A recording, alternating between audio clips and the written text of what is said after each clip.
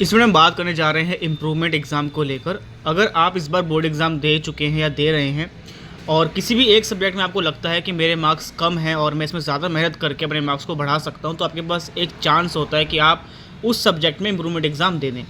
तो improvement exam जो one subject वाला है, ये मेजरली अगर हम बात करें क्लास 12 के लिए, तो आप एक सब्जेक्ट में दे सकते हो और क्लास 10th वाले बच्चे 2 में दे सकते हैं। तो फॉर एग्ज़ाम्पल के लिए आपके पास मान लीजिए PCM है और PCM के साथ आपके पास इंग्लिश है या आपके पास कंप्यूटर साइंस है या हिंदी है। 5 सब्जेक्ट हैं आपके पास, 5 या 6 सब्जेक्ट हैं।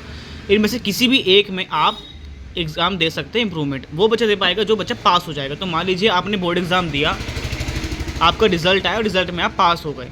अब पास होने के बाद आप किसी भी एक सब्जेक्ट में अपने मार्क्स को बढ़ाने के लिए इम्प्रूवमेंट एग्ज़ाम दे सकते हो। इसको कैसे फिल किया जाता है?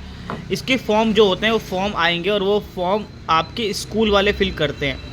तो आपको अपने स्कूल में इन्फॉर्म करना होता है कि मुझे इम्प्रूवमेंट एग्ज़ाम इस सब्जेक्ट में देना है, आप मेरा फॉर्म फिल कर दीजिए। वो अपनी तरफ से कर देंगे, तो उससे कुछ चार्जेस वगैरह वो लेते हैं। ठीक है, आप खुद से नहीं भर पाएंगे। अगर आपने स्कूल से किया है, क्लास 10 या 12 आप स्कूल से कर रहे हैं, तो जाहिर सी बात है स्कूल वाले ही आपका फॉर्म भर पाएंगे। आप इसमें फॉर्म खुद से नहीं भर सकते हैं। ठीक है, इस वाले में ये बात आपको समझ आ गई होगी। दूसरी बात करें पैटर्न सिलेबस की, तो पैटर्न और सिलेबस सेम होगा। जो आपने इस बार बोर्ड एग्ज़ाम दिया है वही पैटर्न और वही सिलेबस आपका फिर से आएगा। इस एग्ज़ाम का जो डेट होती है वो लगभग आपके जो है जुलाई के आसपास होगी, क्योंकि जो कंपार्टमेंट एग्ज़ाम होता है उसी में इम्प्रूवमेंट एग्ज़ाम भी कराया जाता है। तो एक आपका जो रिज़ल्ट है वो मई के आसपास आ जाएगा और जुलाई के आसपास आपका एग्ज़ाम ये हो जाएगा। ठीक है, तो इसमें वो बच्चे बैठ सकते हैं जो क्लास 10th के हैं, 12th के हैं, बोर्ड एग्ज़ाम दिया है। 10th वाले 2 में दे सकते हो, 12th वाले 1 में दे सकते हो। कुछ बच्चे ऐसे भी होंगे जो चाह रहे होंगे कि हम तो सारे में देना चाहते हैं, सारे में क्या दे सकते हैं। तो आप जो है अगर चाह रहे हैं कि आप ज़्यादा में देना चाहते हैं, तो आपको फिर 2026 में देना होगा। उसका एग्ज़ाम होगा 2026 में।